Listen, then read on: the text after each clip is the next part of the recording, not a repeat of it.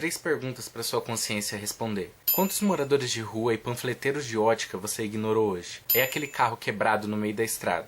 Você ajudou a empurrar ou você passou direto? E dentro do ônibus e do trem, você fingiu que dormia ou você mexeu no celular para não dar lugar para aquela senhora que estava do seu lado te olhando e que provavelmente você viu?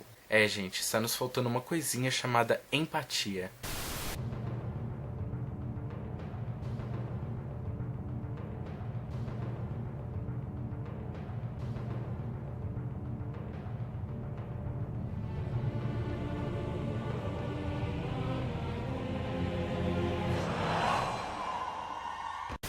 Paz do Senhor, pessoal. Espero que vocês estejam bem. Se não estiverem, lembre-se, Deus te ama e por isso tem empatia por você. E o que é essa empatia? Lembrar de não confundir com empadinha, porque empatia não é de comer.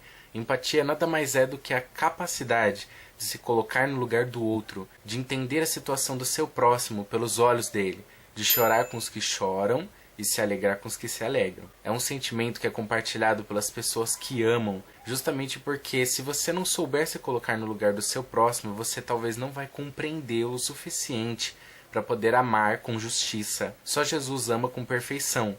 O nosso amor é falho, mas quando se tem empatia e se coloca no lugar de outra pessoa, você entende a dificuldade dela, a situação dela e os porquês dela agir como age.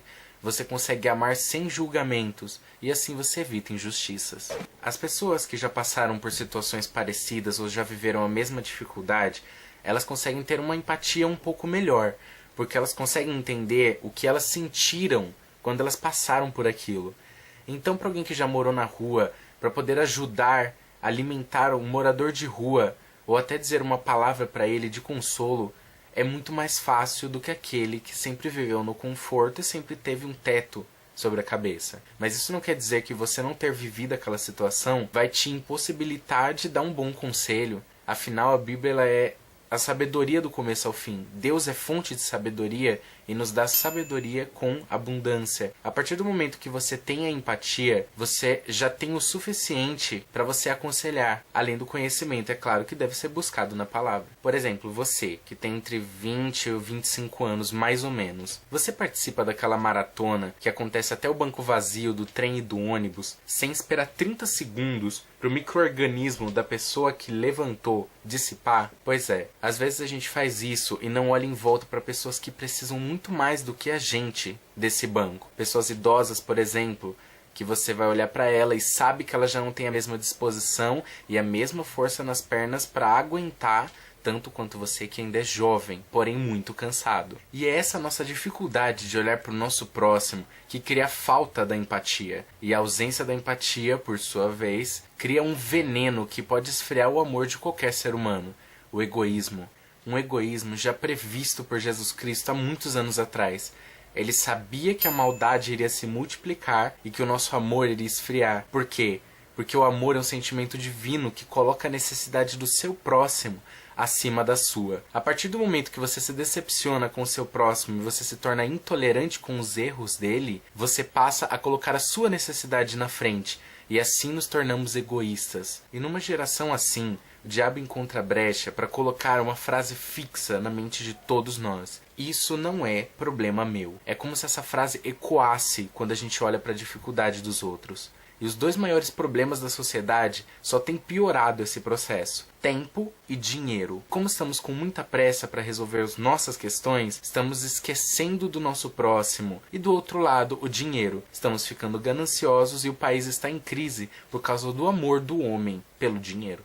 Deus não quer que você dependa do homem. Depender do ser humano é muito complicado. Justamente pelo egoísmo, ele pode ser traiçoeiro e descompromissado com você, fora as decepções que você vai enfrentar com ele. Dependa de Deus apenas. Porém, não depender também não quer dizer deixar de amar. As pessoas estão criando no coração um orgulho, dizendo eu posso todas as coisas. E aí ficamos não só egoístas, como orgulhosos também. E esse orgulho, que na minha opinião é o mais destrutivo dos pecados, é o que cria na gente indiferença, que é o oposto da empatia. Da mesma forma que a empatia e o amor estão muito próximos, existe também uma linha muito tênue entre a indiferença e o ódio. E mesmo que pareça um exagero a curto prazo, A longo prazo, a falta da empatia pode sim levar ao ódio. E esse ódio vai nos levar ao pecado, obviamente. E são os pecados que fazem separação entre nós e o nosso Deus. Tem um filme de ficção que eu gosto chamado Ender's Game.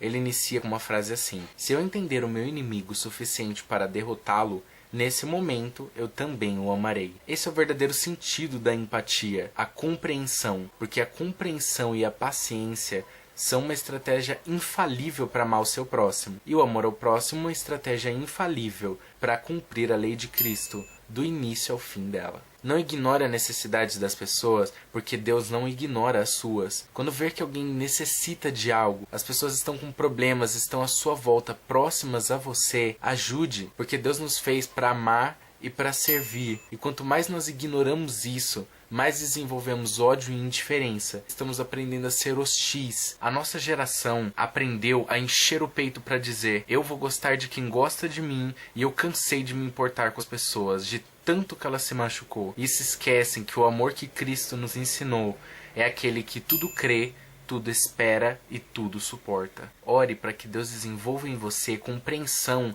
compaixão e empatia pelo seu próximo.